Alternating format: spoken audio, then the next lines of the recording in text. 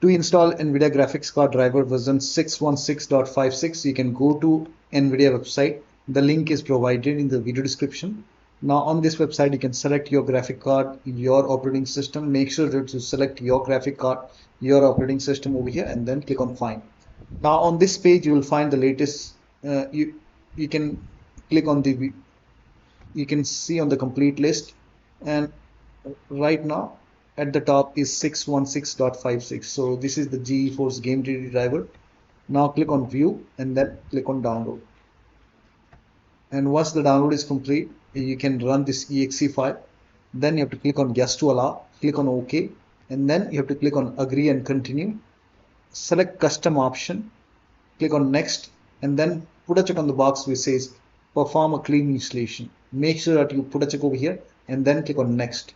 And once the clean installation is done, restart your PC. After the system restart, you can check. So this is how you can update your NVIDIA graphic card driver to this version. So that'll be all. Thank you so much for your time, and please like this video and subscribe to my channel.